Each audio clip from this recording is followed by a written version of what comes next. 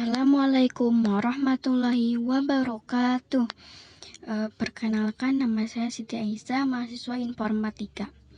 Pada video ini, saya akan mempresentasikan proyek UTS. Proyek yang saya buat adalah sistem monitoring suhu dan intensitas cahaya berbasis ESP32 yang dijalankan menggunakan simulator walkway.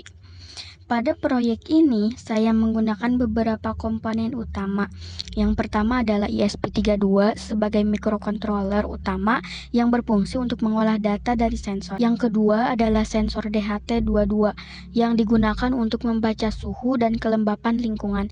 Yang ketiga adalah sensor LDR yang digunakan untuk mendeteksi intensitas cahaya atau kondisi terang dan gelap.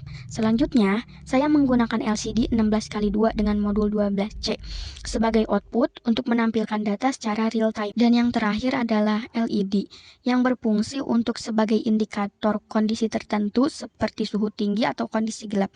Untuk rangkaiannya, semua komponen dihubungkan ke ESP32 sesuai dengan pin yang telah ditentukan, di mana sensor sebagai input dan LCD serta LED sebagai output. Pada bagian program, saya menggunakan bahasa pemrograman Arduino.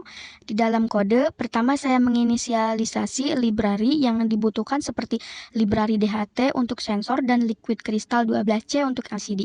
Kemudian, saya menentukan pin yang digunakan, yaitu pin untuk sensor DHT, sensor LDR, dan LED. Pada fungsi setup, sistem akan melakukan inisialisasi awal seperti mengaktifkan sensor, LCD, serta mengatur LED sebagai output. Selanjutnya, pada fungsi loop, sistem akan membaca data suhu dan kelembapan dari sensor DHT22 serta membaca nilai cahaya dari sensor LDR. Data tersebut kemudian ditampilkan pada LCD secara bergantian agar mudah dibaca.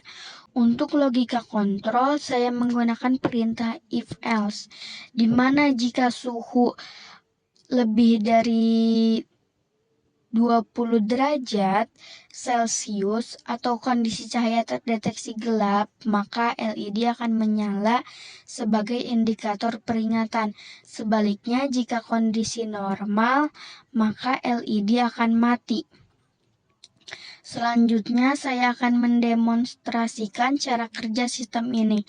Pada tampilan LCD terlihat data suhu, kelembapan, dan nilai cahaya yang terus diperbaharui secara real time. Hal ini menunjukkan bahwa sistem dapat merespon kondisi lingkungan secara otomatis sesuai dengan logika yang telah dibuat. Sebagai kesimpulan, proyek ini berhasil mengintegrasikan sensor sebagai input, ESP32 sebagai pengolah data, serta LCD dan LED sebagai output. Sistem ini dapat digunakan untuk monitoring kondisi lingkungan secara sederhana dan dapat dikembangkan lebih lanjut menjadi sistem IoT yang lebih kompleks. Sekian presentasi dari saya. Terima kasih. Wassalamualaikum warahmatullahi wabarakatuh.